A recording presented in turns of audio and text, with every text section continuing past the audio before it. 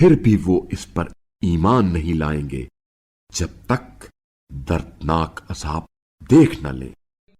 بس یہ عذاب نہ کہاں اور بے خبری میں ان پر واقع ہوگا، تو وہ کہیں گے کیا ہمیں مہلت مل سکے گی؟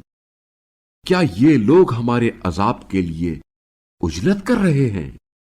یہ تو بتلاؤ کہ اگر ہم انہیں برسوں سامان زندگی دیتے رہیں، پھر ان پر وہ عذاب آ جائے جس کا ان کے ساتھ وعدہ ہوا تھا، تو وہ سامان زندگی ان کے کسی کام نہ آئے گا جو انہیں دیا گیا تھا۔